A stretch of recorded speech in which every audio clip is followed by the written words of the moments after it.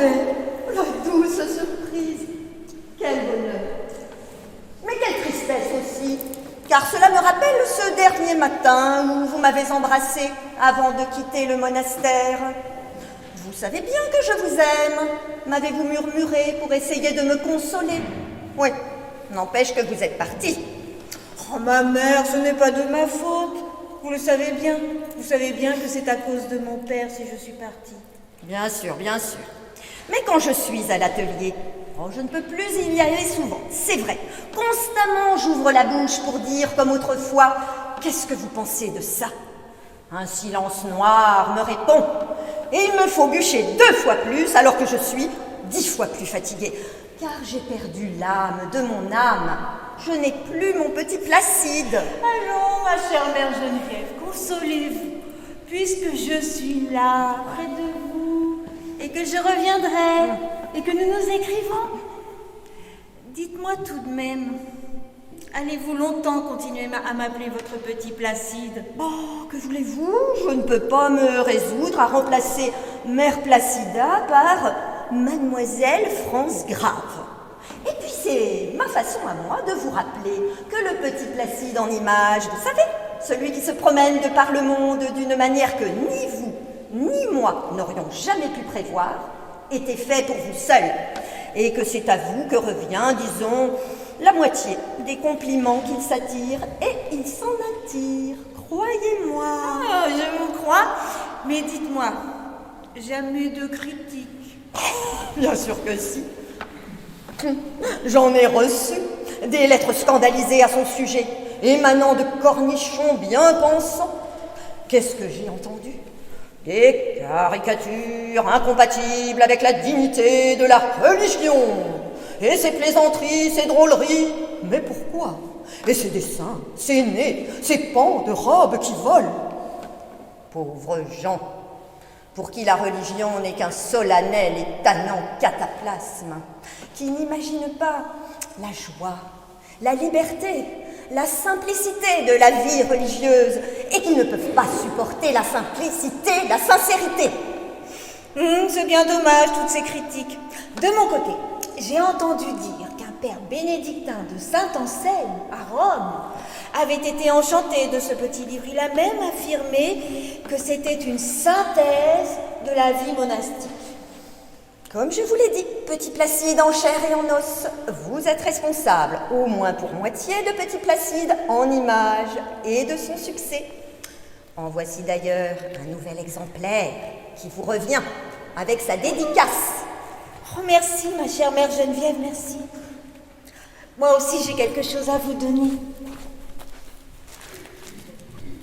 Tenez. Oh! Oh! Les plus belles pantoufles que j'ai jamais vues. Oh! Laine des Vosges. Oh! Mais non, ce ne sont pas des pantoufles. C'est le bon cœur de petit Placide que je serre sur mon cœur. Oh!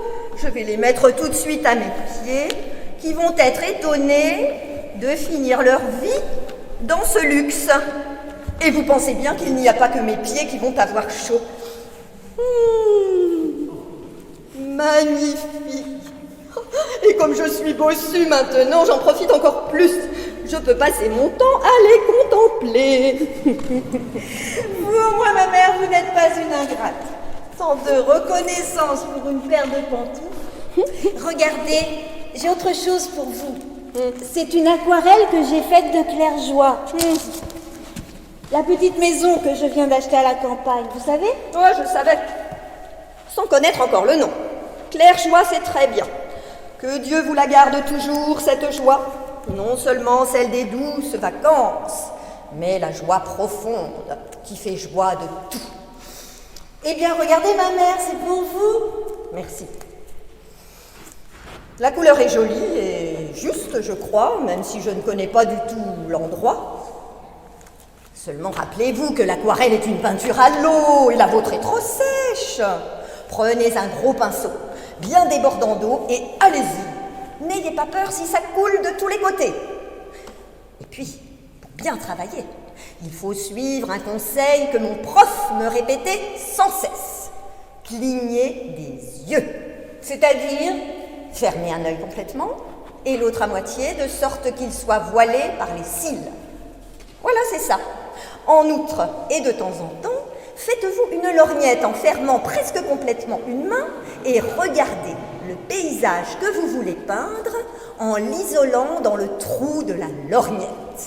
Ainsi, vous verrez la couleur, la valeur, l'atmosphère d'une manière incomparable. Bon, j'essaierai, je vous le promets. En tout cas, maintenant, je me représente mieux votre habitacle. Vous devez y être bien. La seule chose qui m'inquiète, c'est l'isolement. Avez-vous le téléphone pour appeler au secours en cas de cambriolage? Mais oui, bien sûr, ma mère, ne vous inquiétez pas. Je suis grande maintenant, vous savez. Vieille même, 40 ans. Pouf, ce n'est pas rien. La moitié de l'âge que j'aurai bientôt. Non, il vous faudrait un chien de garde au moins. Désolée, je n'ai que Choupette. Ah, je suis bien contente que vous l'ayez, cette petite chatte. C'est un doux repos après une journée de travail, un petit cœur qui comprend bien des choses et sur qui nous pouvons prendre exemple pour mener une vie contemplative. Oui, c'est très bien, à condition que ça ne tourne pas à la passion furieuse comme pour la sœur Léocadie des chats dans Le Petit Placide. Non, ça risque pas. Mais dites-moi, ma mère, je peux m'asseoir? Mon Dieu, où ai-je la tête? Dans mes savates, c'est sûr. Asseyez-vous, asseyez-vous. Alors, ma chère mère Geneviève, comment allez-vous? Comment va la santé? Comme peut aller une vieille carcasse bien décatie de 73 ans qui va bientôt mourir. Je suis horriblement fatiguée, une énorme anémie et de la décalcification. On m'a installée à l'infirmerie, vous voyez, où je couche, prends mes repas, reçois quelques visites et communie, car les allées et venues me sont pénibles, et les escaliers encore plus. Le cœur est malade. Oh, ma pauvre mère Geneviève. Oh, c'est simplement un autre mode de vie qui s'impose à moi désormais. Il s'agit de s'ouvrir déjà à la béatitude éternelle qui s'installe sur les ruines de la vie humaine. On n'y perd rien. Oh, c'est ce que vous le dites, car j'ai bien peur que nous autres, nous y perdions beaucoup. Vous d'abord, à qui je tiens tant, et puis tous les vitraux que vous avez dans la tête et qui ne sont pas encore réalisés. J'y travaille quand même, dans la mesure où je peux. C'est vrai que je voudrais avoir la force, avant de mourir, de terminer ce que je me suis engagée à faire. Et puis en même temps, à quoi bon? Où est mon petit Placide? Pour voir ce que je fais, pour comprendre mon travail, mieux que je ne le comprends moi-même. Mais ici même, ma mère, juste à côté de vous, est prête à monter à l'atelier avec vous si vous voulez me montrer vos derniers cartons. Nous verrons, nous verrons. Avec votre bras pour me soutenir et vos pantoufles aux pieds, ce sera peut-être possible. J'ai fini le Ludens Coram Deo, savez-vous? Il va bientôt cuire. J'ai voulu représenter d'une manière que vous trouverez peut-être naïve l'ineffable joie qui se déploie sans connaître d'obstacles. Les faces joyeuses, bonnement joyeuses, qui ne cherchent pas à faire de jolis sourires. Elles dansent sous l'impulsion de la joie qui les fait se trémousser devant Dieu. Cela va de bas en haut du tableau jusqu'au bon Dieu, qui perd son sérieux en les regardant. Qu'allez-vous penser de ça? Le petit Placide sera-t-il scandalisé? Ces gens ont bien peu de tenue. Comment peut-on gigoter comme cela devant Dieu? Va-t-il peut-être s'exclamer? C'est pourtant ainsi que je ferais si, délivrée de toute entrave humaine, j'étais possédée par la sainte joie. Oh, moi aussi. Si vous me parlez de joie, vous pouvez être sûr que nous allons être d'accord. Que j'ai la force d'arriver au bout de ce travail. Lui et le précédent, In Paradisum, expriment à eux seuls toute mon âme. Ils sont comme l'alpha et l'oméga de ma vie. Si je meurs après cela, j'aurai dit ce que j'avais à dire. Et enfin, à chaque nouveau vitrail, vous affirmez que c'est le dernier. Mais moi, je suis sûre qu'il y en aura encore et que vous n'avez pas terminé votre œuvre. Avec toute cette énergie qu'il y a en vous. Si vous saviez comme je suis pour peu là-dedans. Un autre, Dieu, travaille en moi et je me laisse faire. D'ailleurs, c'est ce laisser faire qui conduit au salut, pas le travail en lui-même. Ouais, peut-être, mais il faut travailler tout de même, et ça n'est pas rien. Pour moi, en tout cas, j'espère que les efforts que je fournis afin de m'en sortir et qui me coûtent porteront du fruit et me rendront meilleure. Je l'espère aussi, petit Placide, et je le demande chaque soir à Notre-Dame du Sacré-Cœur avec cette prière que je vous ai envoyée dans ma dernière lettre et que vous devriez dire aussi. Je n'aime pas trop ces prières qui n'ont pas le langage de l'Église. Tout ce que vous voudrez, mais je suis obligée de constater que cette prière-là est miraculeuse. Elle m'accorde tant de choses. Je remets tout entre les mains de Notre-Dame. La vie de mon âme et de mon corps, mon travail qui me dépasse, la grâce de trouver la véritable vie dans la mort lente de ma carcasse, toujours souffrante. Et vous pensez bien que je ne la prie pas seulement pour moi. J'ai une liste.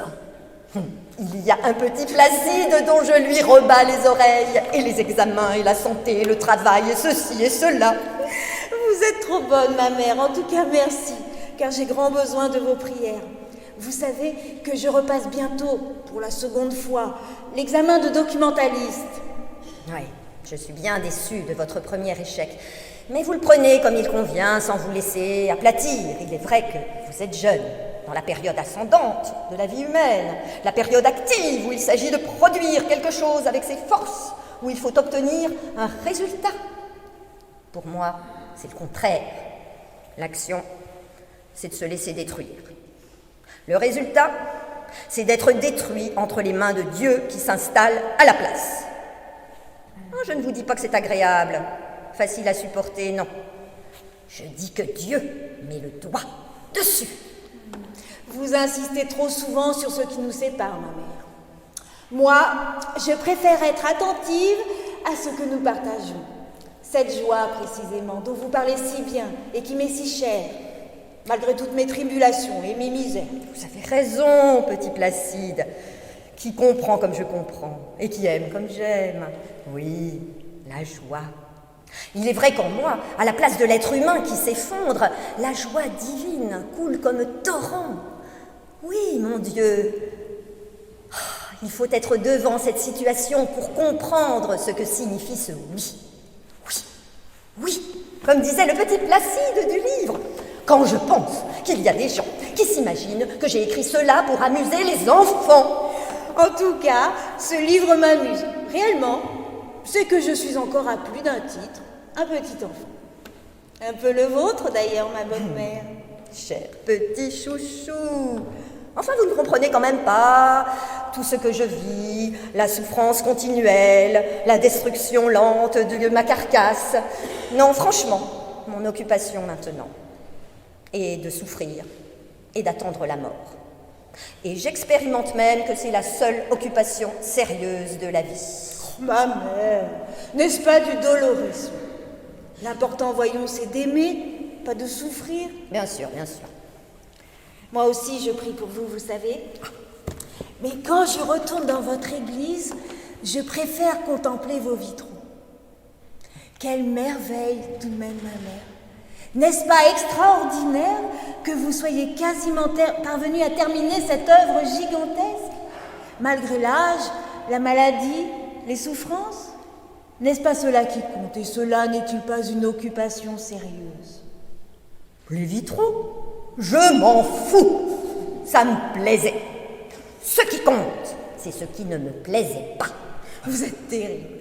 Pourquoi, ma mère, toujours insister sur ce qui blesse, brûler ce que vous avez adoré et dénigrer ce que vous avez aimé? Parce qu'on n'adore que Dieu, ma fille, et qu'il faut briser les idoles.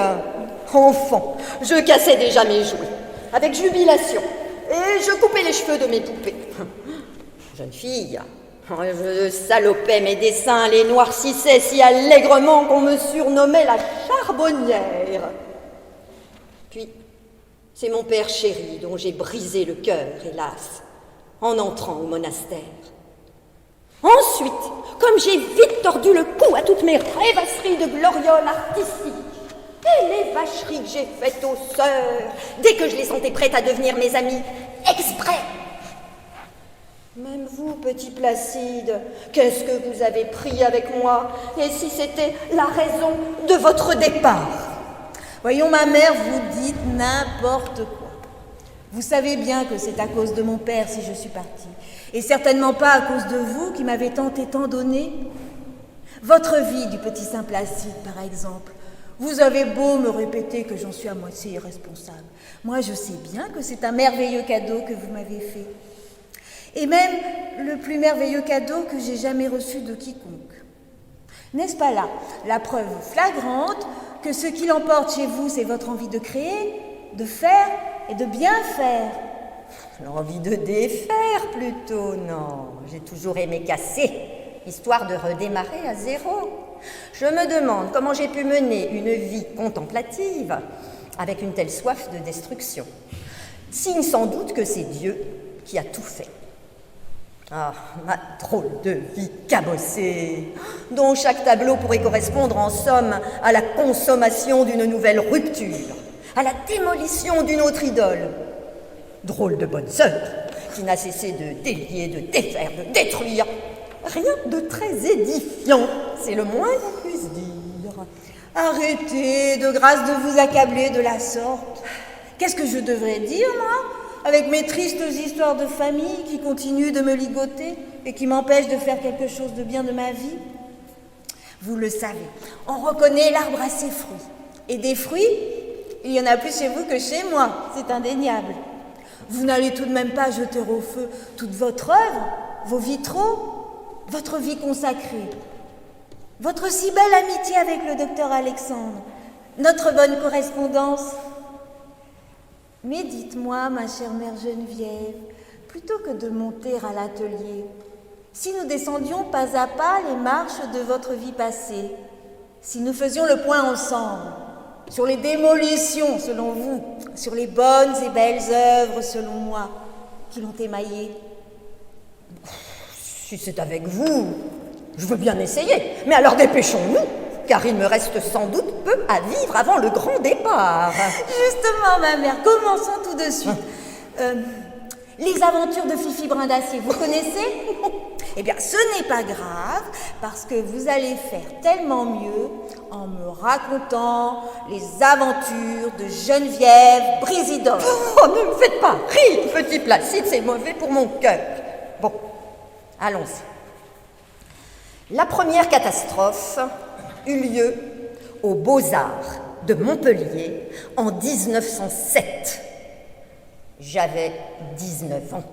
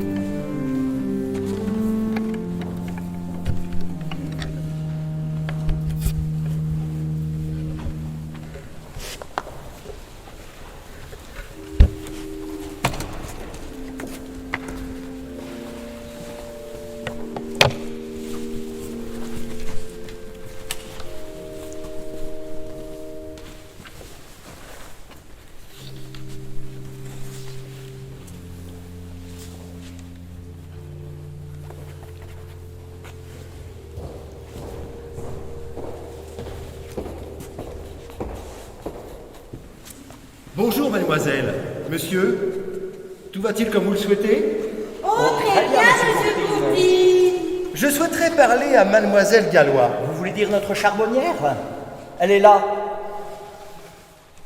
Oh, mademoiselle Gallois, toujours à vous acharner sur votre pauvre grand-mère. Dieu, c'est d'un sale! Comme nous sommes loin des principes de mon vénéré maître Cabanel, chez qui tout est luxe, calme et propreté, pour plagier Baudelaire. Mais monsieur, je mets simplement au point ma technique de dessin. Je noircis mon papier au préalable. Puis, avec ma gomme, j'arrive à une plus juste répartition des ombres et de la lumière. Vous ne trouvez pas cela intéressant? Moi, j'aime bien. Le relief est étonnant, on dirait de la sculpture. En tout cas, c'est drôle. Moi, je comprends Marcel, sa façon de peindre. Non, c'est pour rire. Elle s'amuse à faire tomber sa grand-mère dans la cheminée. Voilà tout. Non, vous ne comprenez rien. Vous pensez que ce que je fais, c'est pour rire, mais vous savez bien que je ris très peu dans la vie, et jamais dans mon art. Oh, alors désormais, nous t'appellerons la très chagrine charbonnière. Qu'en dis-tu? Non, ce n'est pas par humeur chagrine que je n'ai pas envie de rire. C'est parce que... Comment dire? Autre chose m'accapare. Oh, autre chose m'accapare. Oh. Je suis désolé, mademoiselle Gallois, mais cette autre chose me paraît décidément très malpropre. Et vous-même, vous ne me paraissez pas propre à grand-chose, si je puis me permettre ce jeu de mots en forme de chiasme. J'ai donc le regret de vous annoncer que vous êtes renvoyé.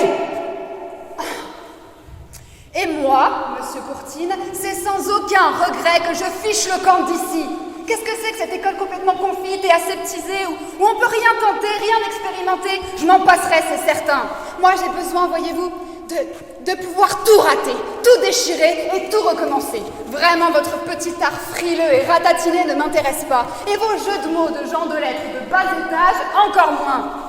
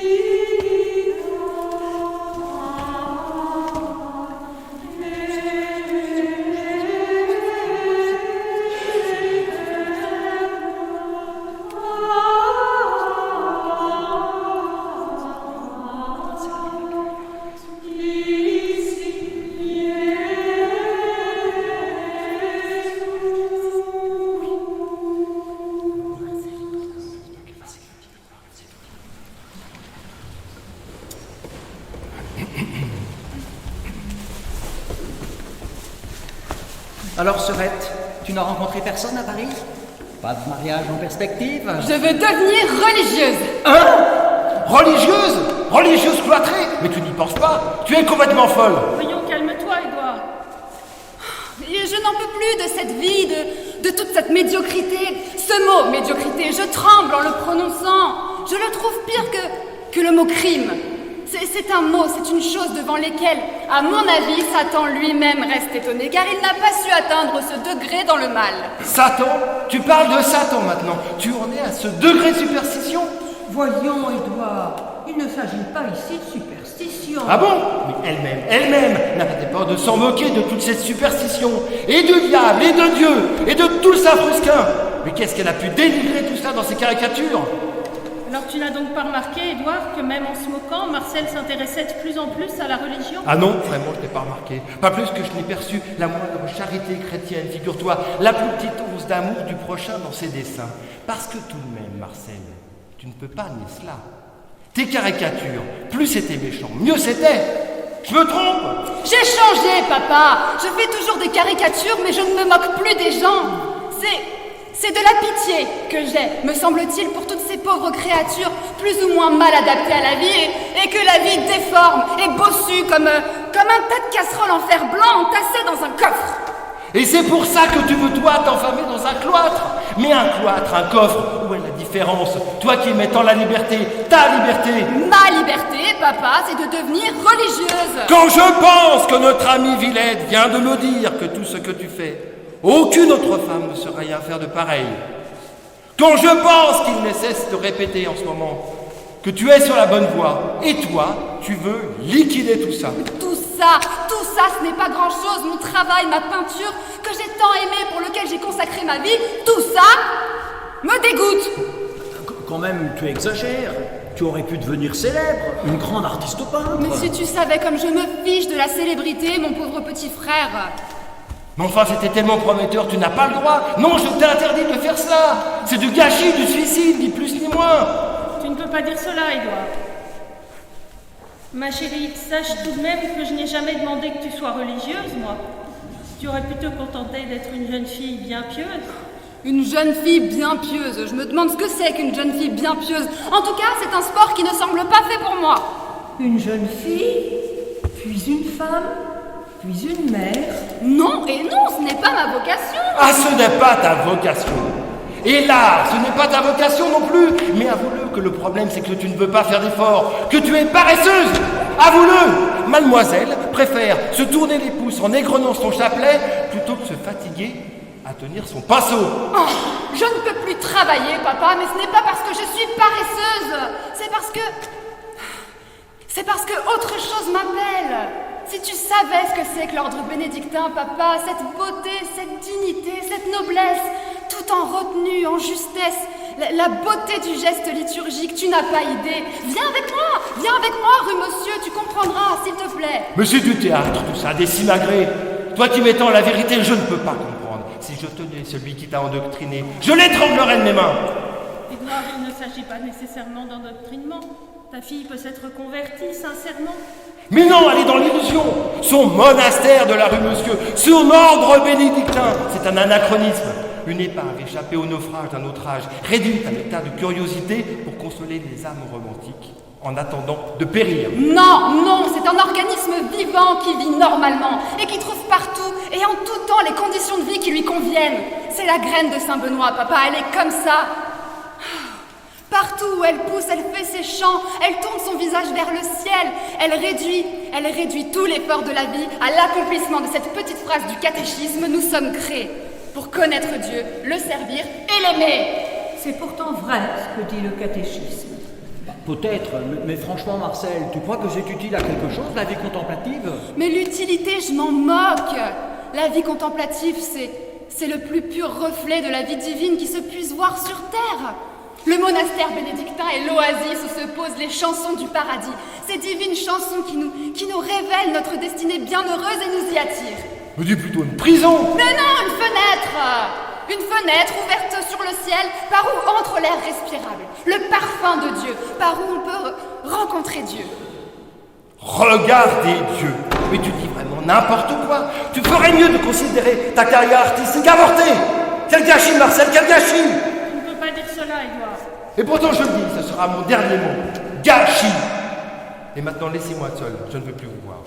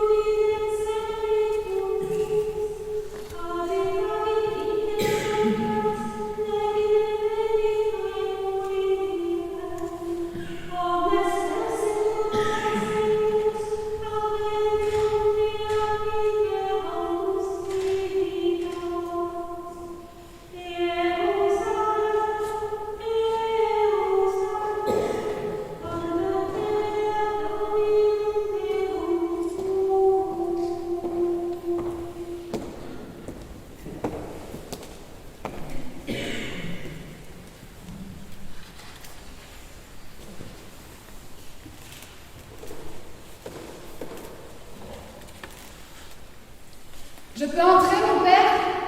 Entrez, ma fille. Asseyez-vous.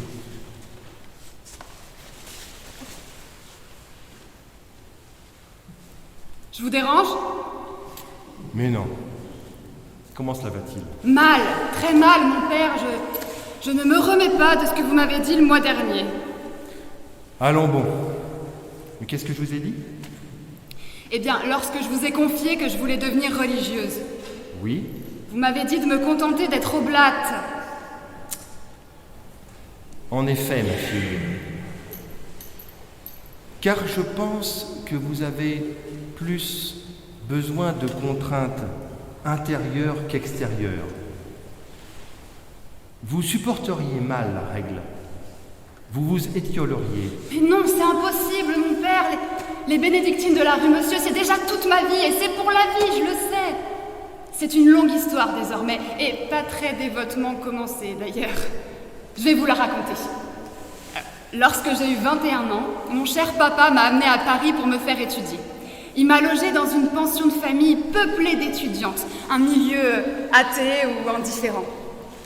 Mais, à l'approche de Noël, la directrice de la pension a proposé à qui voudrait d'aller entendre la messe de minuit chez les bénédictines de la rue Monsieur. Une curiosité de Paris, il fallait voir ça. Allons-y. On en a recruté 10. Mais il fallait garder les cartes, parce que la chapelle était petite et le spectacle prisé. Laquelle d'entre vous veut bien aller chercher les cartes? J'y vais. C'est ainsi que je me suis retrouvée rue Monsieur et que j'ai franchi la lourde porte noire. Un instant solennel, je n'en doutais pas. Je me suis retrouvée face à une grosse tourière, aussi haute que large, revêche et solennelle. Ma sœur, vous voudriez bien me donner 10 cartes pour la messe de minuit, s'il vous plaît? 10 cartes? 10 cartes? Ah oui, 10 cartes. Je vous les paierai. 10 cartes. Enfin, elle s'exécuta. Drôle de bonne sœur. Si les autres sont du même goût, ce doit être gai dans l'établissement. Voilà ce que je me suis dit. Et le 24 décembre au soir, nous nous mettons en route. Comme si nous partions en randonnée pour aller inventorier les vieux quartiers ou les monuments de la capitale. On s'assied dans la chapelle. Qu'est-ce que c'est que la messe? J'en sais rien. Et les matines? Encore moins. Et les autres, elles en sont au même point. Au bout de quelques temps, 1 heure peut-être, les unes dorment, les autres trouvent ça long, et si on s'en allait vers le réveillon? Et on s'en est allé. Dieu est patient. Oui, parce que j'y suis retournée près de 5 ans plus tard, en 1917, pendant la Semaine Sainte. Pourquoi? Est-ce que pendant cette messe de minuit si peu dévotement suivie, une graine était tombée dans ma terre sèche et germait? J'avais besoin de tourner autour de Dieu, ne fût-ce que pour m'en moquer. J'avais besoin de tourner autour des églises. Alors je suis entrée à Saint-Sulpice. Mais horreur! Où se caser dans ce hall? Rue Monsieur, on se casait, ces petits bas-côtés pleins d'ombre. Est-ce que la chapelle avait une valeur architecturale? Non, c'était autre chose. Une présence? Oui, une présence spirituelle vous accueillait. On sentait comme un choc au cœur en entrant. Et je suis entrée pendant un office que j'ai su plus tard être les ténèbres. Une mélopée, une plainte lamentable, un ululement de douleur surgissait des grilles comme d'un abîme, comme l'appel désespéré d'une vie enfouie très profond en dessous de la vie concrète. Les lamentations de Jérémie. Oui, c'était plutôt la douleur du Christ qui clamait par la voix de Jérémie. J'étais saisie, transportée, tordue par un sourd remords. Qui donc souffre ainsi? Peut-on passer à côté de pareilles douleurs et continuer sa vie? Alors j'y suis retournée, 1 semaine durant. Et j'ai décidé d'y retourner et d'y rester, pour de bon. Comprenez-moi, mon père est trop blat ou rien, ça m'est tout un. Il faut que je sois religieuse. Eh bien, soit, ma fille, vous serez religieuse. Mais je vous préviens, je crains que ce ne soit pas une partie de plaisir avec le tempérament que vous avez.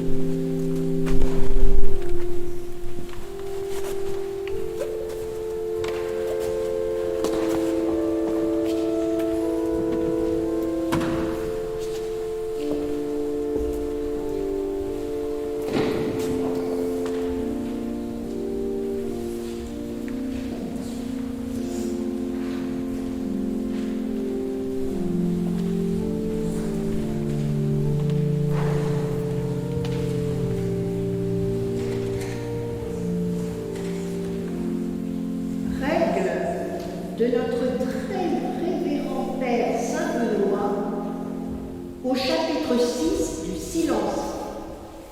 Faisons ce que dit le prophète.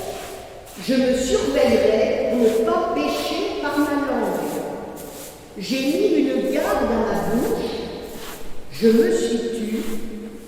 Je me suis humilié et je me suis abstenu des paroles bonnes. Le prophète montre ici que si l'on doit parfois retenir des paroles bonnes par souci du silence, combien plus doit-on renoncer aux paroles mauvaises à cause de la punition du péché?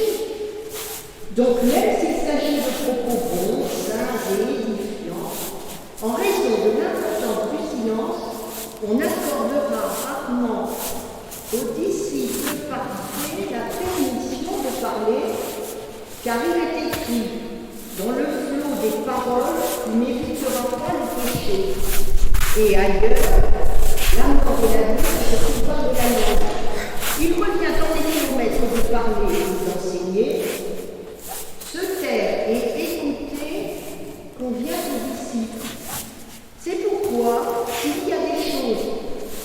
commandé au supérieur, qu'on le fasse en toute humilité et soumission respectueuse.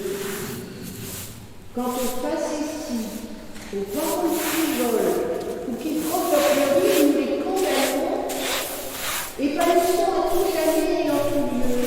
Et pour de tels propos, nous ne permettons pas aux disciples d'ouvrir la bouche.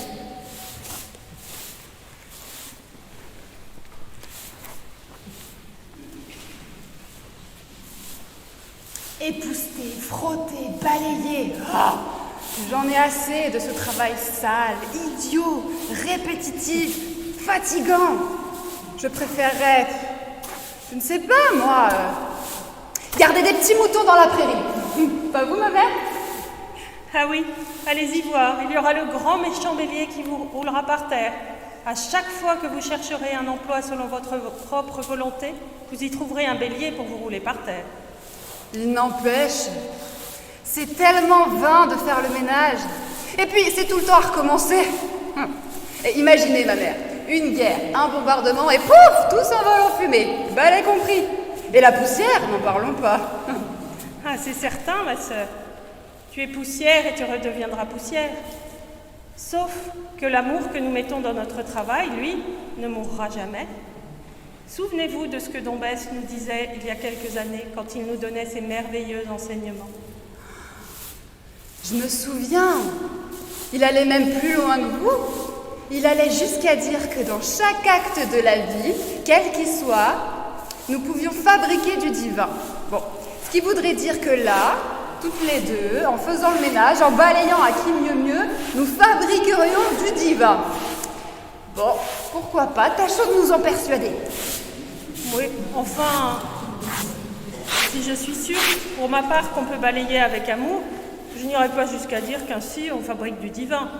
Cette dernière idée est un peu exagérée, vous ne trouvez pas, ma sœur? Mais non, ce n'est pas que l'acte de balayer est une valeur en lui-même. Seulement là, en passant le balai, j'en profite pour commencer à faire le ménage dans mon âme. En essorant la serpillière, j'en profite pour tordre un petit peu plus le cou à mon petit moi. Vous comprenez rien, ma mère? Comment ça, je ne comprends rien? Je suis pas plus bête qu'une autre? Non, ce que je voulais dire, c'est qu'il faut accepter l'humilité de cette vie que nous a faite le péché, le désastre qu'a amené le péché. Et cette peine que nous a amené la vie matérielle, et la vie morale, et la vie intellectuelle. Et quand on accepte ce rude et ennuyeux travail, qui n'est que la suite logique du péché originel, alors on l'expie. On réédifie les ruines de son être. On fabrique du divin. On devient comme un dieu en fleurs. Comme vous y allez, ma sœur, calmez-vous. Vous dites que je suis bouchée, mais vous nagez en pleine contradiction. D'abord, vous vous plaignez de trouver le ménage insupportable. Ensuite, vous vous lancez dans un éloge enflammé du travail. Il faudrait savoir. Mais dans tout cela, vous oubliez le plus important, la garde du silence. Souvenez-vous de ce que sœur Jeanne nous disait tout à l'heure. Ce que dit notre bon père Saint-Benoît dans sa règle. Même s'il s'agit de propos bons, sains et édifiants, en raison de l'importance du silence, on accordera rarement aux disciples parfaits la permission de parler. Oui, vous avez raison, ma mère, tout à fait raison, mais c'est que j'aurais encore tellement de choses à dire, à peindre, à créer, tant de choses qui me restent sur le cœur et sur l'estomac. Et au lieu de me laisser faire ce que j'aimerais faire, on m'oblige à balayer et à passer la serpillière. L'obéissance, ma sœur, l'obéissance. Oui, mais c'est... Premier degré d'humilité. Chapitre 5 de la règle Notre bon Père Saint-Benoît. Oui, mais c'est horriblement difficile, l'obéissance. C'est comme une poutre qu'on essaierait de faire rentrer dans l'âme. Si on la met de travers, elle rentre pas. Alors, il faut la mettre en long. Non, en large.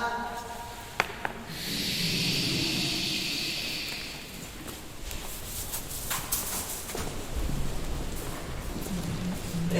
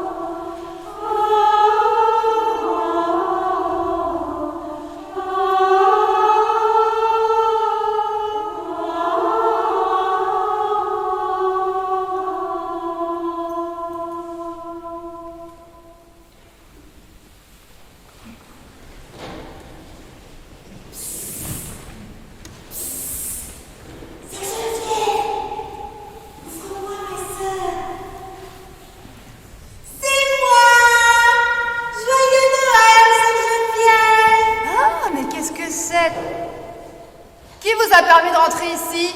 Un homme dans la cellule d'une religieuse? On aura tout vu. Sortez immédiatement d'ici ou je crie. C'est que je ne suis pas vraiment un homme humain, Sœur Geneviève. Pas vraiment un garçon en chair et en os. Pas d'inquiétude. Je suis un être imaginaire. Ta petite créature à venir, celle dont tu vas bientôt avoir l'idée, que tu appelleras Petit Saint Placide, et qui sera le personnage d'un livre que tu offriras à ton amie Sœur Placida pour sa fête. Ah, c'est vrai, tu lui ressembles. Mais tout de même, qu'est-ce que c'est que ces façons de faire? Pas très catholique tout ça. Qu'est-ce que tu viens faire ici, en pleine nuit de Noël, pendant mon sommeil? Alors que je suis si lasse et que j'aimerais bien dormir tranquillement. Je viens te déranger un peu, justement. Car au fond, je suis ta conscience. Ou si tu préfères, ta sainteté. Oh, ça, ma sainteté, non. Ce n'est pas demain que j'enverrai la couleur. Mon ange gardien, si tu veux. Allez, viens. Viens t'asseoir ici et causons un peu, puisque tu sembles en avoir tellement envie. Mais c'est bien parce que c'est toi. J'espère bien que tu n'agirais pas ainsi avec n'importe qui. Bon, alors dis-moi, comment vas-tu, chère petite sœur? Mal, très mal. J'ai un deuxième ange gardien, vois-tu? Un garde-chiourme plutôt. Un mal de tête de tous les diables qui me fausse rarement compagnie. Il me met la cervelle en bouillie et me rend toute application de l'esprit difficile. Alors que faire? Que faire dans une vie contemplative où la vie intérieure est le tout? C'est comme si je n'étais pas faite pour cette vie. Et pourtant, que pourrais-je bien faire d'autre? Je crois que j'ai la solution, chère petite sœur. Quand on se trouve devant un obstacle qui nous barre le chemin, il ne sert à rien de se buter dessus en disant « Quand l'obstacle sera ôté, je commencerai à vivre. » Pourtant, le moment de vivre est toujours le moment présent, quelle que soit la figure qu'il te montre. Il prend figure d'obstacle, embrasse l'obstacle et tourne-le en moyen, il te barre la route. C'est pour t'en ouvrir une autre, meilleure. Non, moi, je préférerais prendre une hache et mettre l'obstacle en pièces. Je suis une violente, petit Placide. Je n'aime pas tourner autour du pot. Moi, je préfère le casser. Il faudra que tu m'apprennes la douceur. Cesse de dire tout le temps non, petite sœur.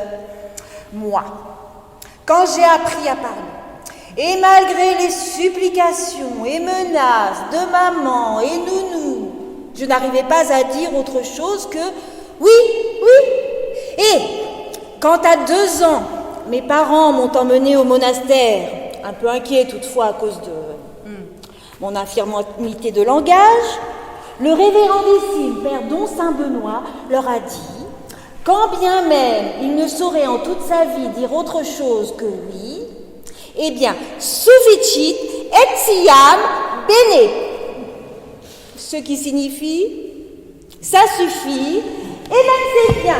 Bon, et cette messe de minuit, c'était beau. Oh, si beau, petit Placide, toujours plus beau de Noël en Noël. En cette nuit très sacrée, c'est le mystère de l'incarnation que la liturgie enfante à nos yeux. Comment? Comme elle peut. Elle joue, comme d'un clavier, des diverses formes littéraires pour arriver à dire ce qu'elle veut. Avec une souplesse étourdissante, elle passe du concret à l'abstrait. Elle nous chante les récits évangéliques, puis, fermant les yeux sur le visible, elle s'enfonce dans l'être intime de Jésus ou de la génération éternelle. Elle bondit de l'immense majesté de la Trinité à l'humaine faiblesse de l'enfant. Et la mélodie? Que penses-tu de la mélodie? Oh là là là, la mélodie est magnifique, car bien sûr tout cela est chanté. Peut-on se contenter de dire pareille chose? Non, non, non. La parole est un schéma, la musique dit l'amour. Et les gestes du célébrant? La belle ordonnance des cérémonies, ça va, ça vient, ça saute, ça salue, pas de tranquillité, tout l'être prend part à la fête. Il y a de quoi être heureuse, n'est-ce pas, petite sœur? Oui. C'est comme la sainte règle qui dit: à mesure que l'on avance dans la bonne vie et dans la foi, le cœur se dilate et l'on se met à courir la voie des préceptes de Dieu avec une ineffable douceur d'amour. Et oui, le cul-de-jac, issu du péché originel, saute maintenant sur ses pieds, tout le cassé est rabouté, tout le démanché est remboîté. On retrouve l'intégrité de son être. Une joie immense nous soulève et nous fait bondir et nous fait danser. Est-ce parce qu'on est libéré de la condition humaine et de sa progéniture? Et non. Est-ce parce qu'on plane au-dessus? Oh, qu'on cire ses souliers comme des anges, ou qu'on écosse les petits pois comme des chérubins? Et non. On vivote sa petite vie peineuse. Mais, sous ces pauvres travaux, est un lac de joie qui boit à la source de joie. Une pauvre petite vie peineuse, dis-tu? Aurais-tu de la peine, chère petite sœur? Oui, oui, avec les autres, avec moi, avec la discipline. Je ne sais pas, qui des autres, de la règle ou de moi-même, j'ai le plus de mal à supporter. Qui me pose le plus problème? Mais je crois qu'il y a des problèmes qu'on ne peut résoudre qu'en leur tournant le dos et en montant à l'étage supérieur. Tant qu'on reste à piétiner dedans, il n'y a pas de solution. Non. Tu as raison, chère petite sœur, il faut être libre. Libre. Il faut se libérer. Et sais-tu quel est le programme pour se libérer? Non. Oh si, 1000 fois oui, petit Placide, c'est la prière. Oui, la prière qui nous délie de nous-mêmes, qui nous élève et nous relie à Dieu. Prier, c'est passer notre vie à passer dans sa vie. Oh, c'est beau ce que tu dis là, petit Placide. Je vais le mettre dans mon livre, merci. Bon allez, je m'en vais maintenant. De toute façon, c'est l'heure de se lever. Quoi? Tu te moques de moi? L'heure de dormir, tu veux dire? Non, la nuit est passée.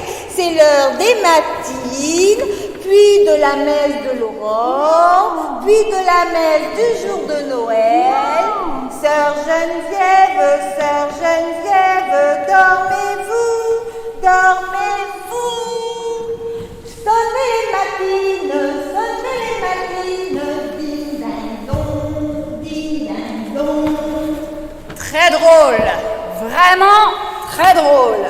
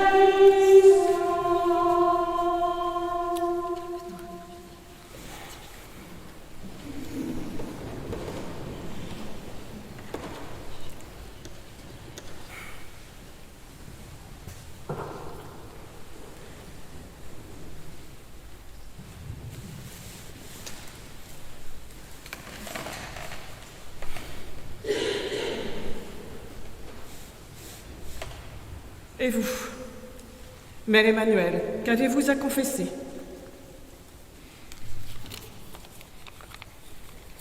Ma très révérende mère, je m'accuse d'avoir été encore une fois trop dure avec sœur Geneviève à l'atelier de broderie.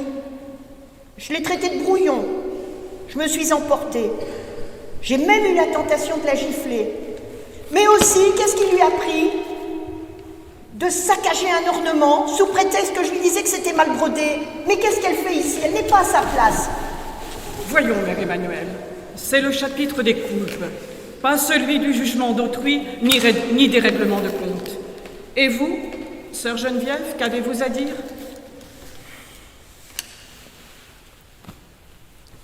Je m'accuse de trop juger, ma très révérende mère, de trop juger et d'être violente aussi. J'ai lacéré un ornement après avoir pourtant mis des heures à le broder.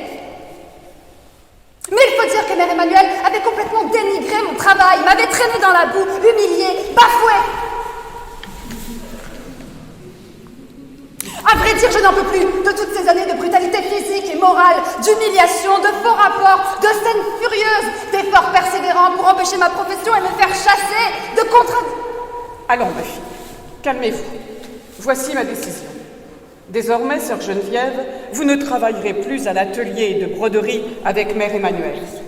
Vous serez à l'atelier de reliure avec sœur Placida. Merci, ma très révérende mère, merci.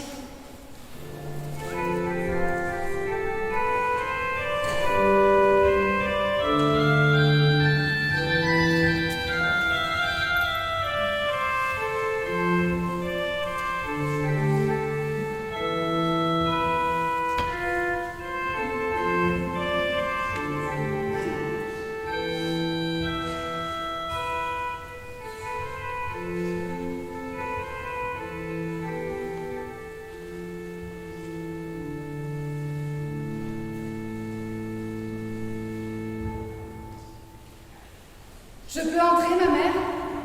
Entrez, mon enfant. Asseyez-vous. Que se passe-t-il encore? Quelque chose ne va pas. Ma mère, j'aimerais comprendre.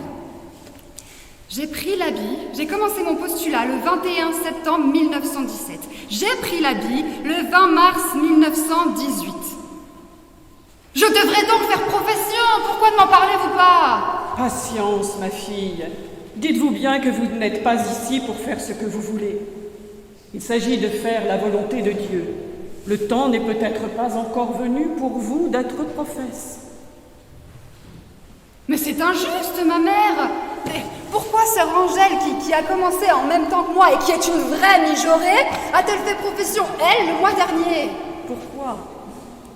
Eh bien, peut-être à cause de paroles comme celles que vous venez de prononcer, à cause de ces jugements à l'emporte-pièce dont vous êtes spécialiste. Avouez, ma fille, que vous manquez parfois d'onction dans vos rapports avec les sœurs. Pensez à ce qui s'est passé récemment avec Mère Emmanuelle. Il ne s'agit pas seulement d'aimer Dieu, il s'agit d'aimer Dieu dans le prochain, c'est-à-dire dans vos sœurs, qu'elles soient saintes, ou comme vous dites mijaurée, ou encore exigeante, comme l'est à juste titre Mère Emmanuelle.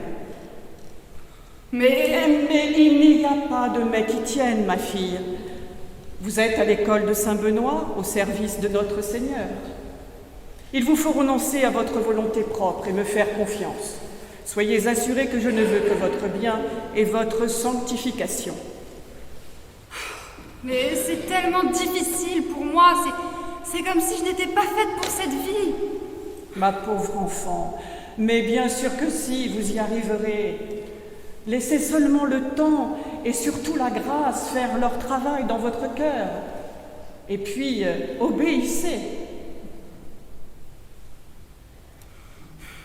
Oui, mais c'est tellement dur l'obéissance. Mais vous y arriverez, ma fille, j'en suis certaine.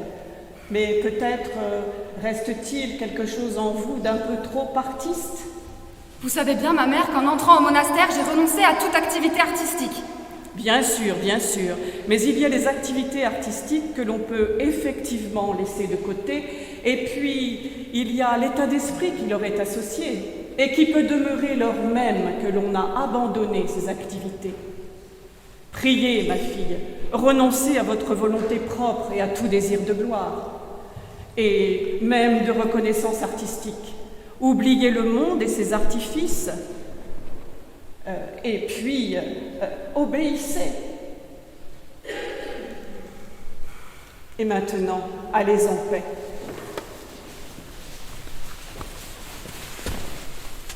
Je vous bénis. Merci, je comprends, ou plutôt je vais tâcher de comprendre, je vous le promets. Je vais faire de mon mieux pour l'amour de Dieu et de mon prochain.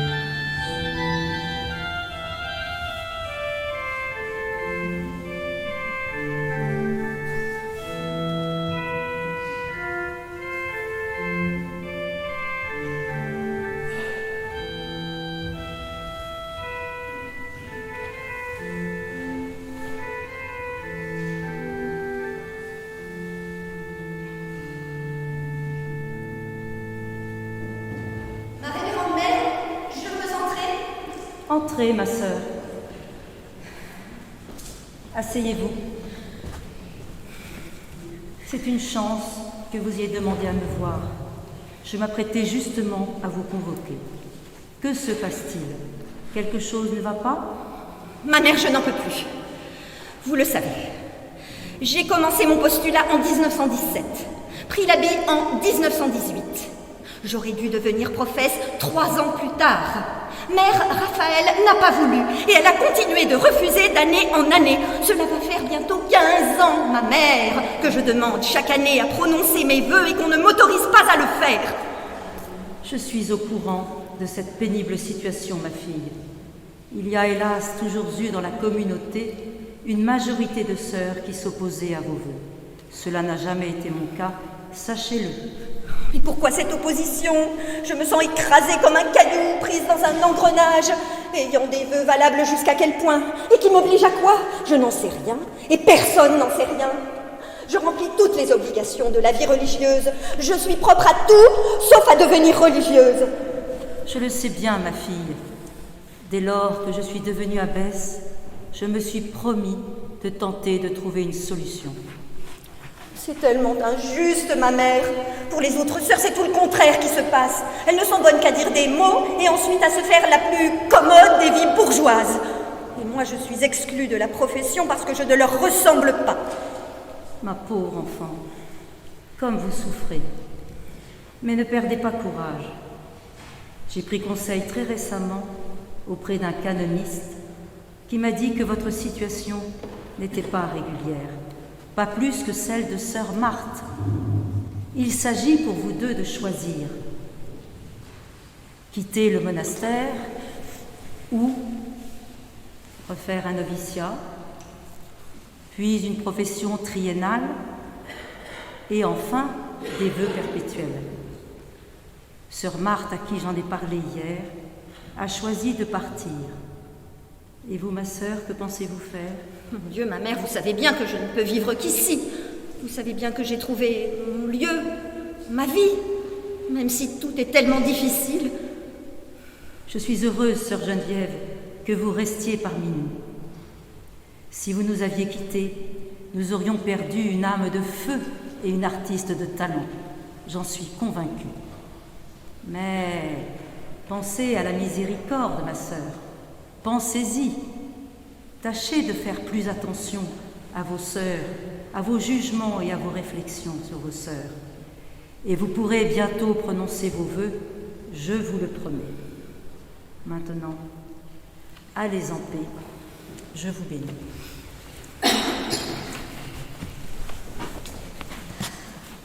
Oh, merci.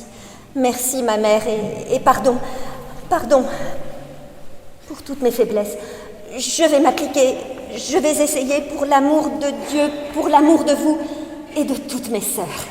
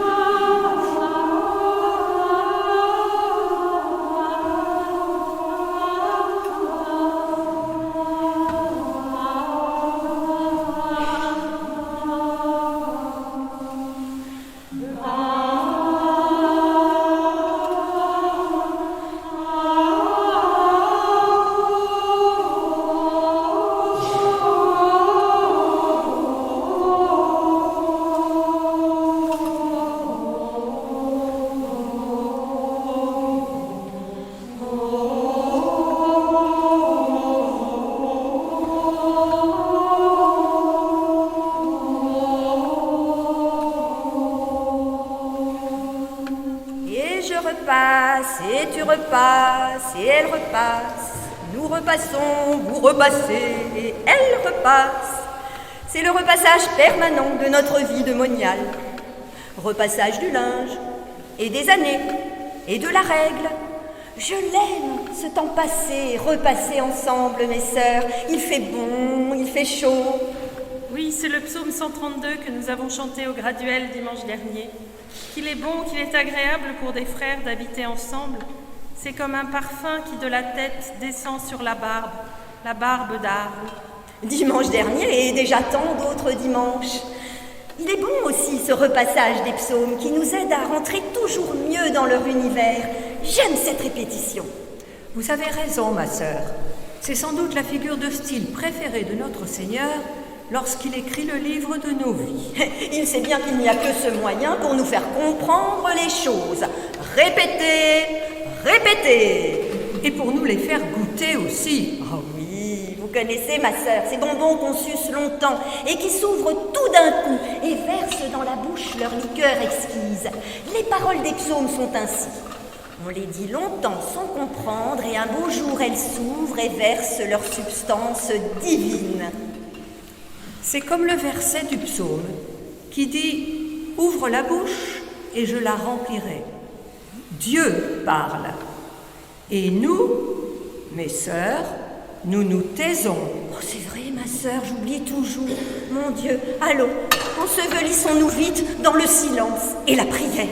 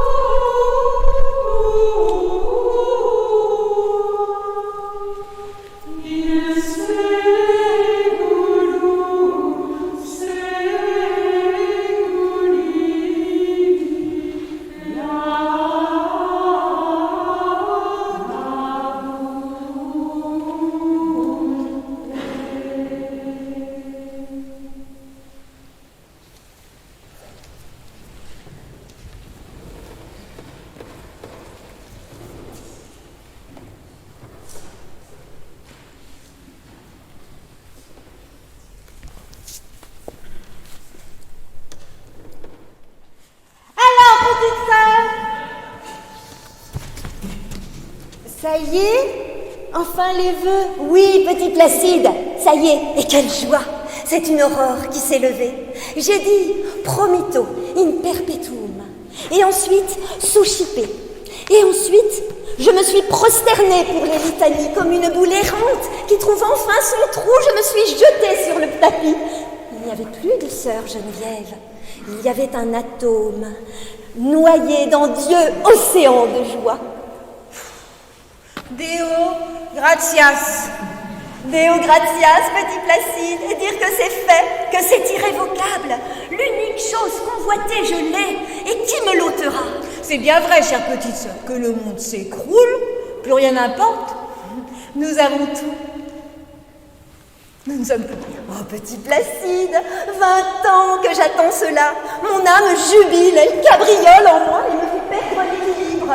Il me semble qu'une pierre tombale se lève sur ma tête. Je sors enfin des petites ruelles qui montent et qui descendent, et j'arrive à un espace immense.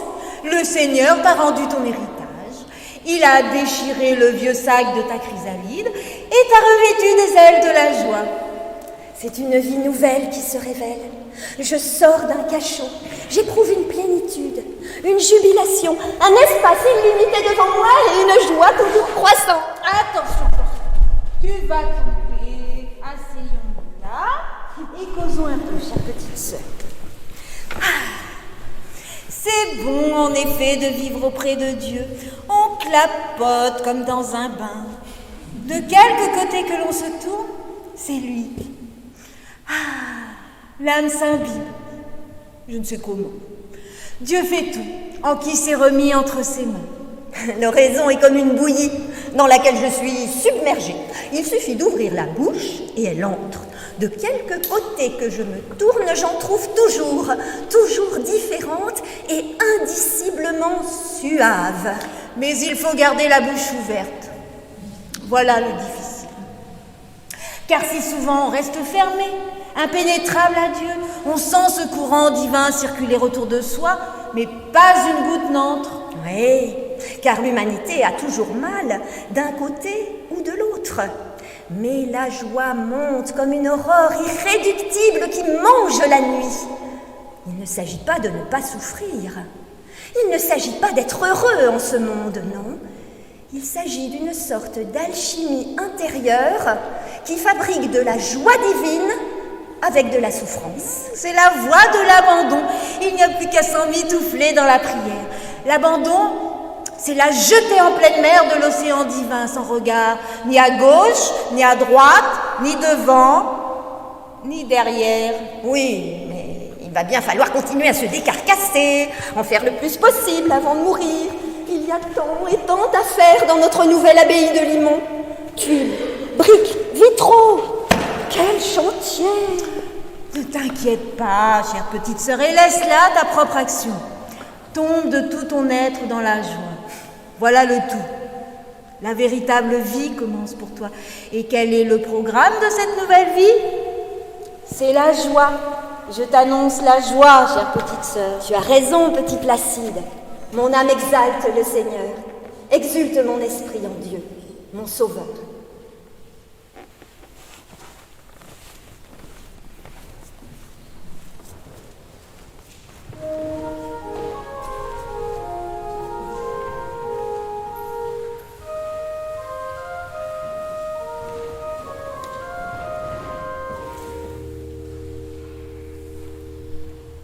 Ma révérende mère, avez-vous trouvé le temps de lire l'article que j'ai écrit sur vous à propos de Via Crucis et qui est paru dans le Figaro littéraire de samedi dernier?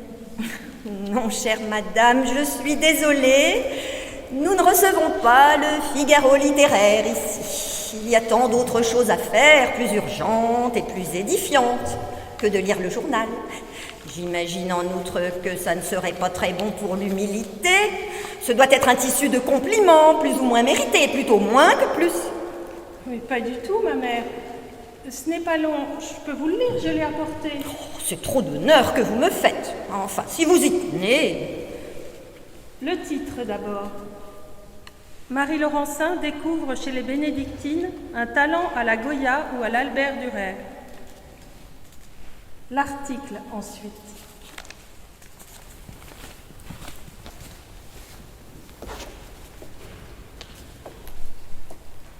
Les bénédictines de la rue Monsieur, installées aujourd'hui à Meudon en attendant d'occuper bientôt leur nouvelle abbaye de Limont, continuent leur œuvre. L'appel des âmes à la foi. Via Crucis, 14 stations du chemin de la croix, 14 eaux fortes illustrant le plus simple et le plus grand des textes évangéliques, celui de la Passion. Mais voilà ce qu'une religieuse bénédictine de Meudon, Mère Geneviève, vient de nous offrir. Un dessin sûr, ardent, où les yeux ne sont pas visibles, mais où dans le regard, dans le ploiement des reins et des genoux, dans la nudité des mains et des pieds, s'exprime le comble de la douleur. Le Christ tombe 3 fois, et la croix se fait de plus en plus lourde. À la 4e station, Jésus rencontre sa mère, qu'elle rencontre presque dans les ténèbres. La mère s'appuie contre un mur, elle va s'écrouler, ils se regardent. Les filles de Jérusalem, les saintes femmes modernes, les fenêtres verrouillées, les pavés si durs, l'aggravation de l'écrasement de la croix. Jésus expire, sa mère n'est plus qu'une ombre. Enfin, c'est le repos, la pierre qu'on roule sur le tombeau. Via Crucis, un drame qui se déroule dans des pleurs, des gémissements et des cris, d'une telle tristesse qu'il est impossible de ne pas croire à la résurrection. Telle est l'œuvre d'une religieuse bénédictine de ce couvent de Meudon, où se conserve, avec le chant qui ravissait Huysmans et tant d'autres, le secret de l'enluminure médiéval. Mais ces eaux fortes, c'est tout autre chose. La foi des grands primitifs rayonne de chacune de leurs figures, dans une épouvante qui ne laisse pas de rappeler Goya.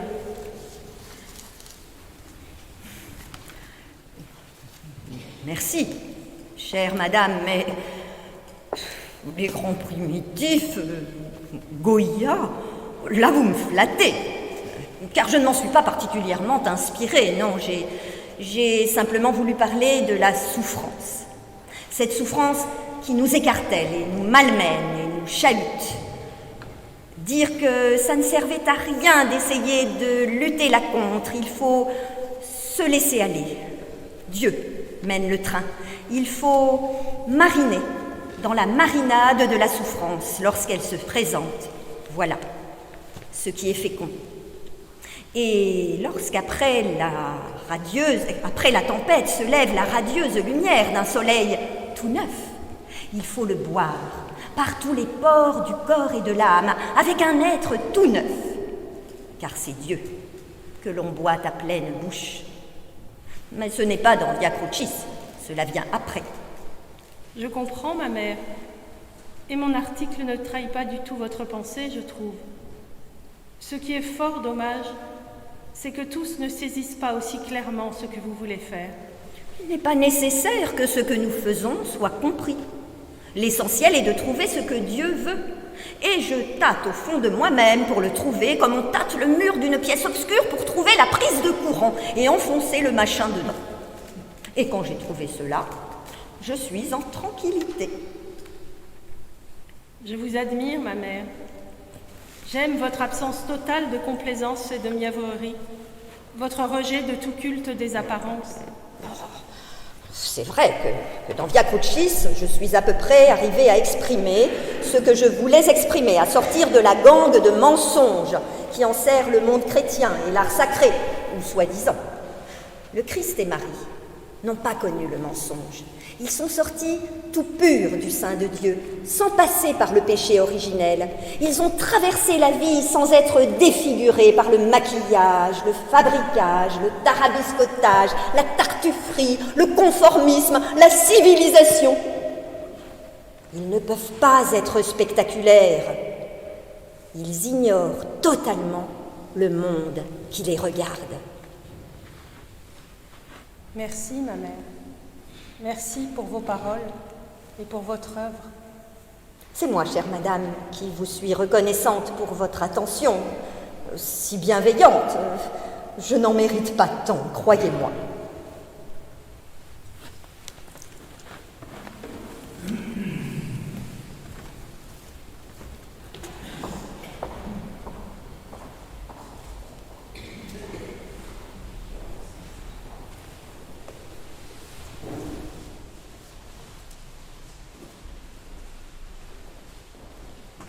Meudon, le 19 novembre 1951. Monsieur le docteur Alexandre, je pars pour Limon demain, mardi 20 novembre 1951. Nos bons entretiens seront donc interrompus pour je ne sais combien de temps. Mais ne seront pas interrompus l'amitié, la correspondance profonde, la douceur de parler le même langage, même si la conversation s'interrompt, et quand même il y aurait 1000 lieues entre nous.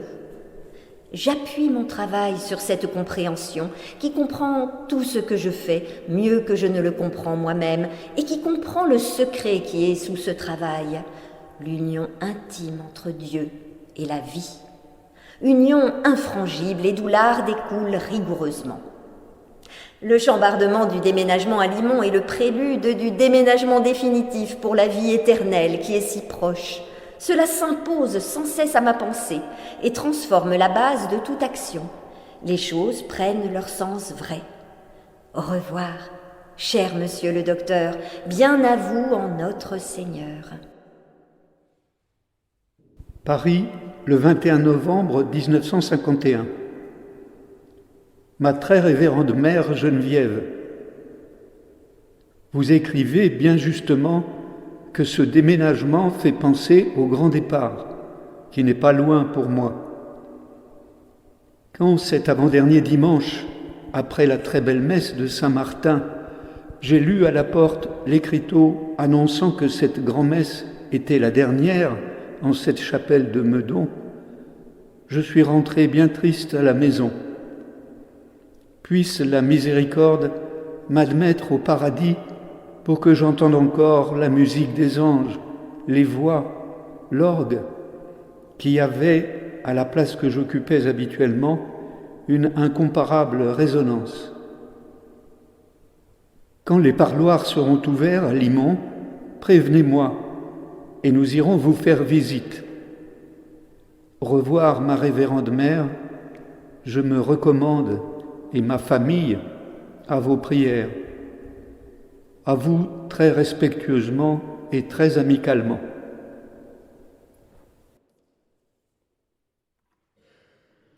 Limont, le 21 février 1952.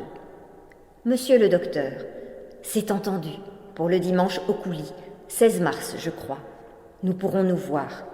Si les sœurs tourières faisaient difficulté, dites que vous avez permission de madame l'abbesse. Le curé de Léry, dont je vous ai parlé, et qui avait accepté avec enthousiasme le projet de vitrail que je lui ai fait, m'écrit qu'il lui faut compter avec une commission municipale qui ne veut absolument pas accepter cette maquette. Ils sont choqués, scandalisés.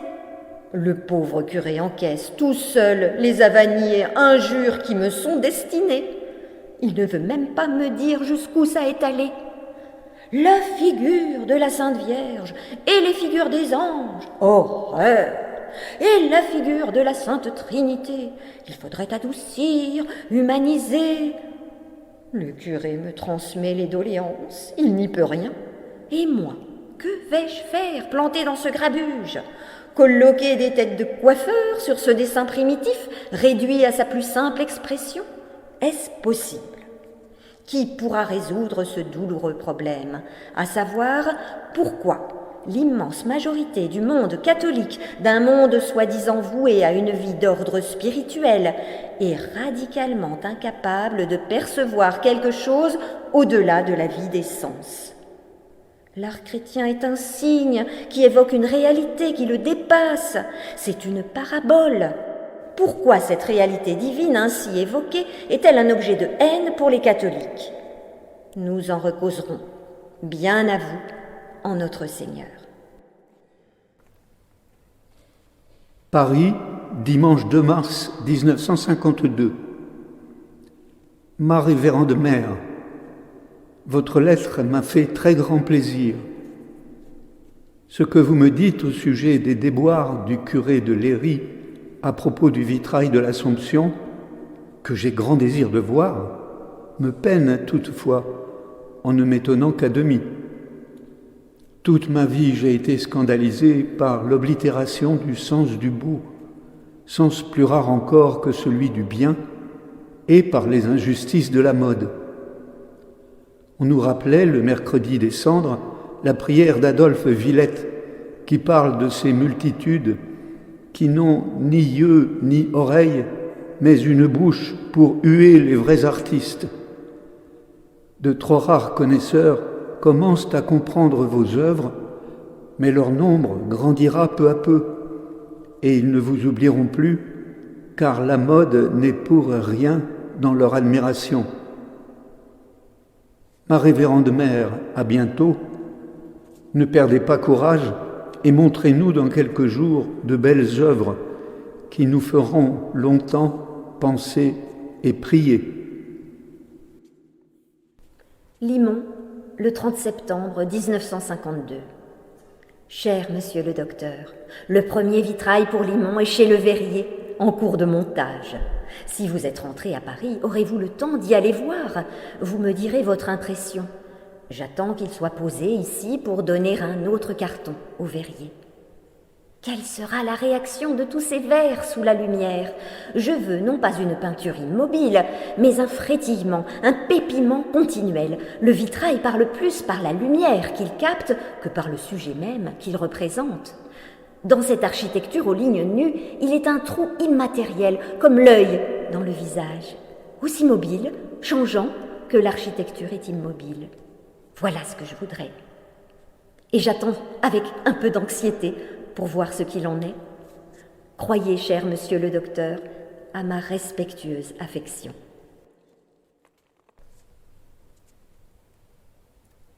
Paris, le 2 octobre 1952. Ma révérende mère, je reçois votre bonne lettre qui devance celle que j'avais l'intention de vous écrire. Nous venons de rentrer à Paris et je savais que vos vitraux sont en cours d'exécution par la belle carte que vous avez adressée à notre fils commun. Je vais passer dans les premiers jours de la semaine prochaine chez Monsieur Lardeur, car j'ai hâte de voir un premier-né de vos vitraux, de le voir et de le revoir, car j'ai ordinairement besoin d'une contemplation prolongée pour pénétrer profondément dans une œuvre de cette importance. J'ai l'intention de me faire conduire à Limoux le dimanche 12 octobre dans la camionnette de ma femme. Nous demanderons la permission de vous parler. Nous nous entretiendrons de vos œuvres. Ad maiorem Dei gloriam. Limoux, le 4 février 1956. Monsieur le docteur, je ne sais si vous pourrez venir avant le carême par un froid pareil. Il fait un peu moins froid aujourd'hui, mais on nous promet neige et verglas. Je pense bien que personne ne consentira à vous conduire sur des routes glissantes et dérapantes. Mais attendons la suite, il y aura peut-être une accalmie. Le vitrail, qui représente la création des anges, de l'homme et la chute, est peint presque à moitié. C'est très différent des vôtres, je veux dire de ceux que vous m'avez fait faire pour votre église du Petit Appeville. Je ne cherche pas cela, c'est mon travail qui me conduit, un moteur intérieur qui me tire. Et avec ça, le dégoût de ce que je fais. Quand il s'agit de commencer chaque petite scène, ça va, mais dès que les premiers coups de pinceau sont donnés, ça devient dégoûtation. Il faut pourtant achever le travail. Le Petit Appeville, vendredi 6 juillet 1956. Ma révérende mère, votre lettre est si bienveillante, le jour de la Saint-Paul, m'a très vivement touché, moi qui suis toujours oublieux des fêtes et des anniversaires. Je sens votre grande amitié efficace qui rappelle constamment toute ma famille à la divine miséricorde. Les témoignages d'affection que vous me prodiguez depuis tant d'années ont embelli et continuent d'embellir ma vieillesse. Elle s'achève, grâce à vous, en un Te Deum presque ininterrompu. Limoux, le 6 août 1958. Cher monsieur le docteur, j'ai recommencé à travailler malgré une intense faiblesse. J'achève le carton du dernier vitrail de la nef. Il représente une religieuse qui quitte ce monde pour entrer dans la vie éternelle. In paradisum deducant te angeli. Elle jubile. Et les anges qui l'emportent sont dans un trémolo de joie. C'est mon propre portrait que j'ai voulu faire. Que Dieu m'accorde de partir comme cela. Ce sera peut-être mon dernier vitrail.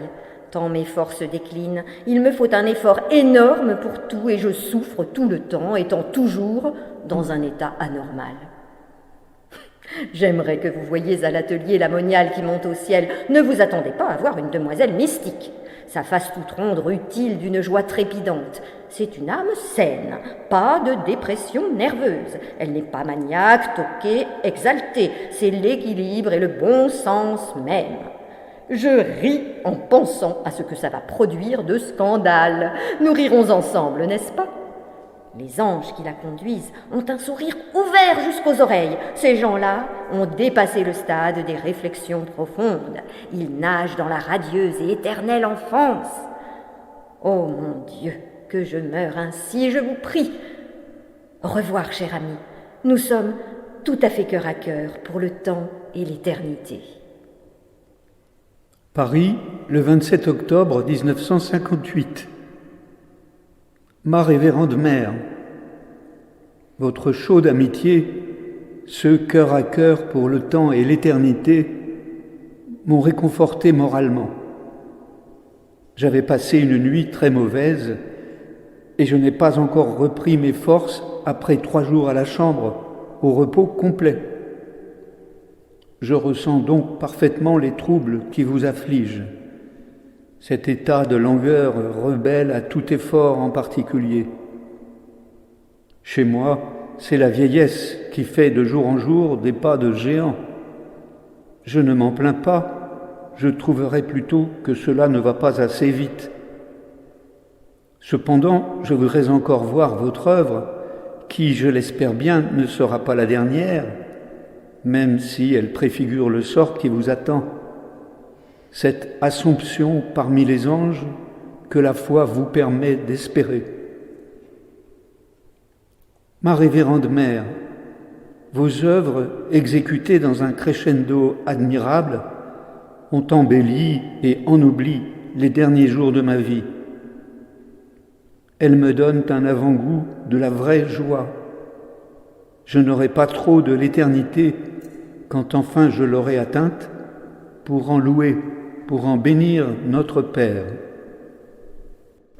Limon, le 26 novembre 1958. Mon cher docteur, comment allez-vous? Votre état de santé me laisse un peu inquiète. Pourtant vous aviez bonne mine dimanche dernier et je ne vous trouve pas changé.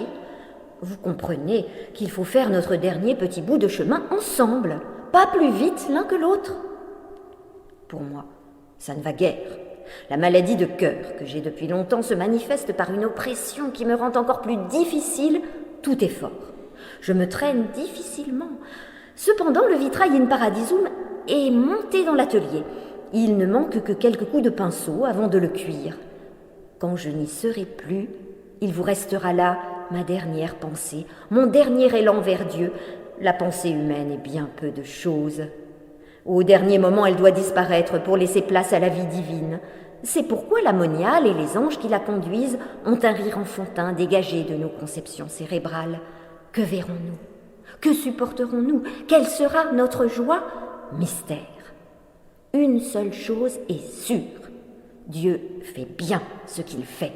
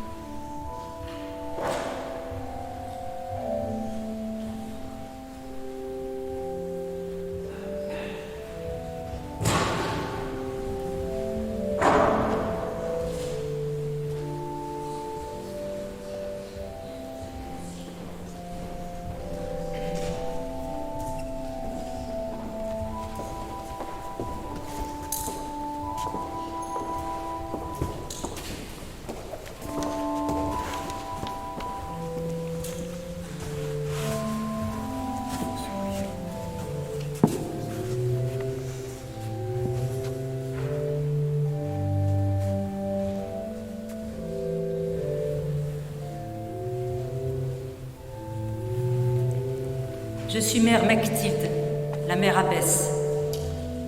Mère Geneviève nous a quittés, est entrée dans la joie du Seigneur, hier, 19 octobre 1962, à 22 heures. Elle est entrée elle est partie dans une grande paix. Elle repose au chapitre de l'abbaye, sa physionomie empreinte de sérénité, de grandeur, de gravité. Elle contemple la clarté qu'elle a tant recherchée sur cette terre. Elle comprend enfin, en toute clarté, ce qu'elle a toujours tenté d'exprimer en partageant avec ses frères, ses sœurs, ce qu'elle avait dans les profondeurs de son esprit et de son cœur.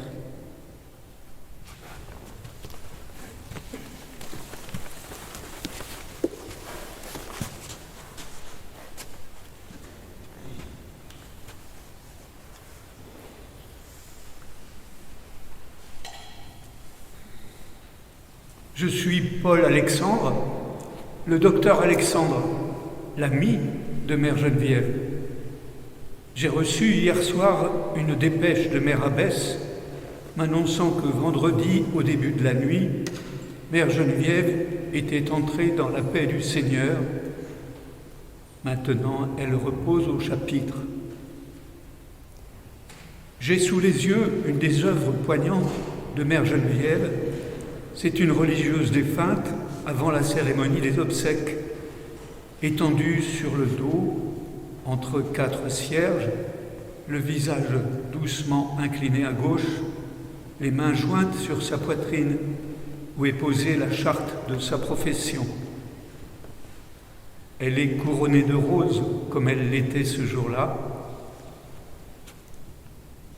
Sa physionomie, ainsi que Mère Abbesse nous a décrit Mère Geneviève, est empreinte de sérénité, de gravité, de grandeur.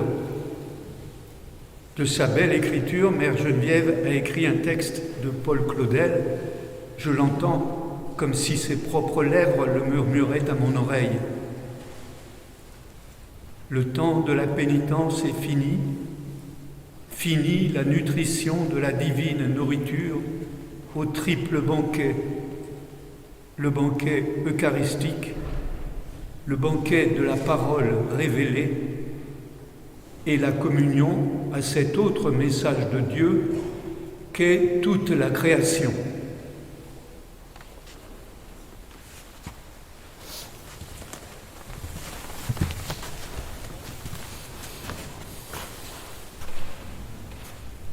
Je suis la maman de Mère Geneviève. Un jour, nous avons reçu une lettre d'elle. Ne vous effrayez pas du dessin que je vous envoie.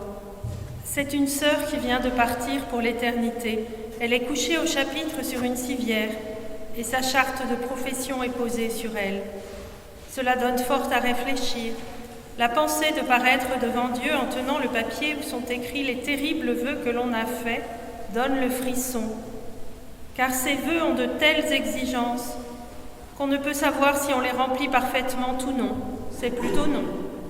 Et pourtant, combien tous nos efforts sont peu de choses à côté du mystère insondable de l'amour de Dieu pour nous. Ma chère, chère enfant, le mystère insondable de l'amour de Dieu, tu le contemples en face désormais.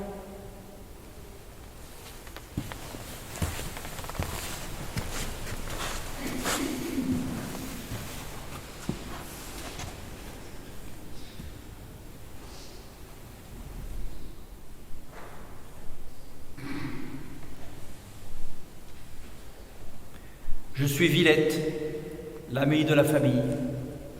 Quand Marcel est arrivé à Paris, elle avait une 20aine d'années. Son père m'avait dit « Ma fille ne connaît pratiquement personne à Paris, protège-la et aide-la. Tu verras, elle a du talent, je suis sûr qu'elle ira loin. » J'ai fait ce que j'ai pu. À l'époque, je dessinais pour différentes revues.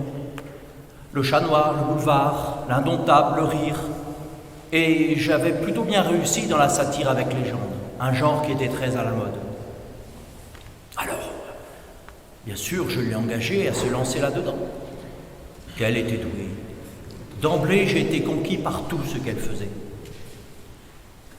Elle avait un véritable talent de caricaturiste. Elle trouvait la médiocrité à tous les coins de rue. De pauvres êtres contrefaits, végétant dans leur ignorance, leurs préjugés. Des êtres tordus, des putains, excusez-moi, des commères chargés d'enfants, des fausses dévotes et de vraies bigotes, des abrutis appelés à voter au suffrage universel pour d'autres abrutis, des dandys dont la sottise rivalisait avec la prétention, des curés raides et compassés. Personne ne résistait à son trait acéré. Elle tournait tout en dérision, y compris la gloire et le talent, et la religion catholique également. Je le lui reprochais d'ailleurs parfois. « Il y a quelque chose qui vous a échappé, lui disais-je. Mais finalement, c'est elle qui s'est échappée, qui a échappé aux mondanités, à l'univers frelaté de l'art, avec ses intrigues et ses basses ambitions.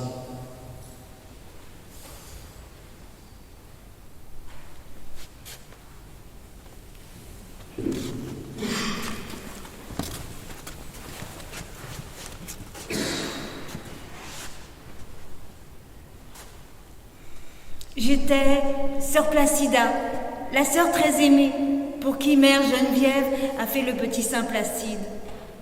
Nous travaillions ensemble, je l'aidais à la reliure.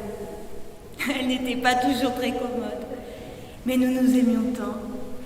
Et moi, je suis partie comme une sotte. Pourquoi donc ai-je quitté le monastère? Je n'aurais jamais dû. J'y avais une amie, une vraie, et qui m'ouvrait à bien plus qu'à l'amitié humaine, à l'amitié divine.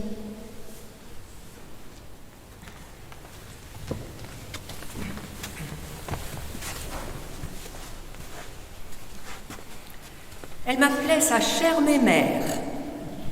C'est de moi, je crois, qu'elle a fait le plus de portraits.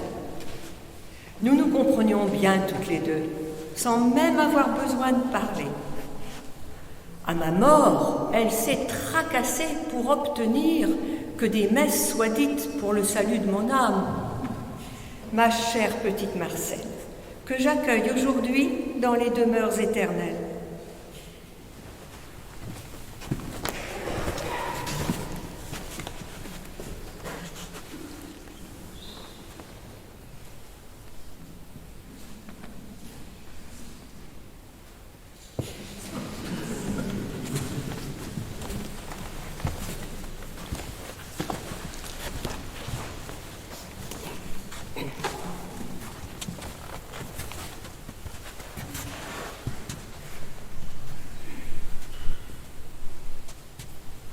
Je suis Marie Laurencin, l'amie de Mère Geneviève.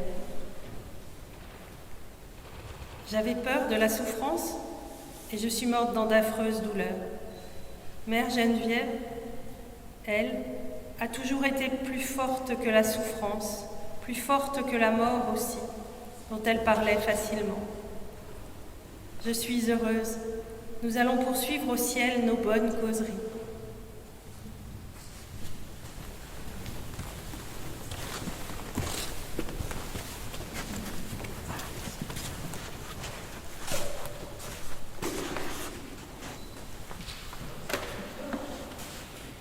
Je suis le petit Placide.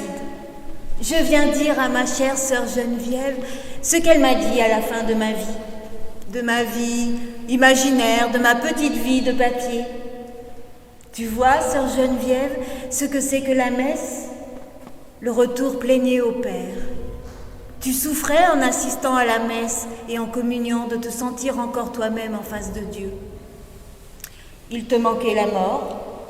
Voici que la barrière est tombée, c'est le face-à-face. La mort donne la fécondité à toute ta vie. Bienheureuse sœur Geneviève, dont toute la vie a été une messe, et la messe toute la vie.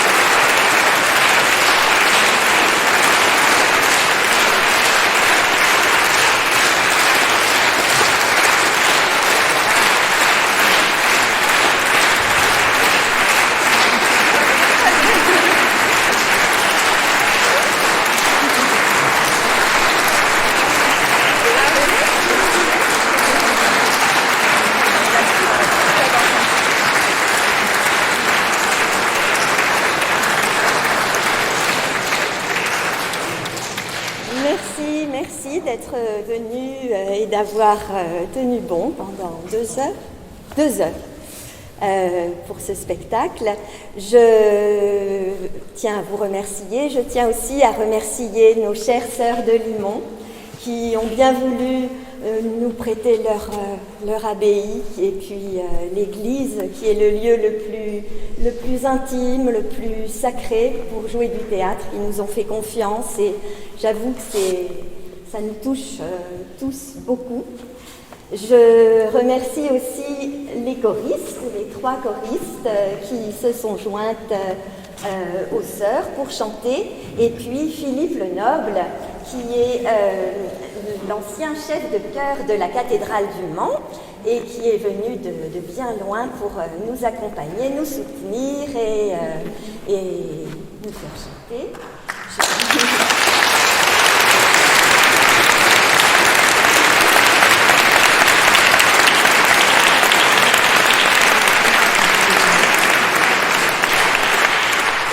Je remercie aussi Anne Paléré qui a bien voulu projeter les images qu'elle m'a aidé à choisir et qui nous prépare une thèse sur Mère Geneviève Gallois.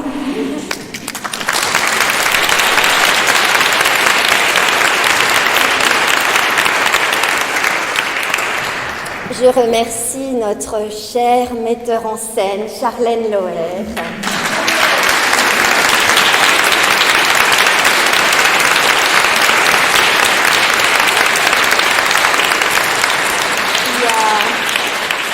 Qui a bien voulu jouer le rôle de Mère Geneviève jeune, ce qui était quand même un plaisir.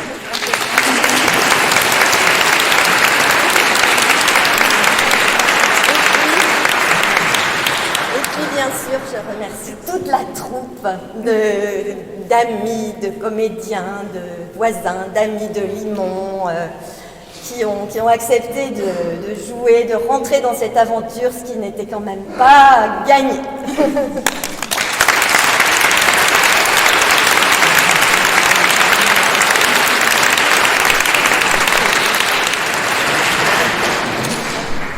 Et puis, je vous invite à sortir gentiment par les 2 portes.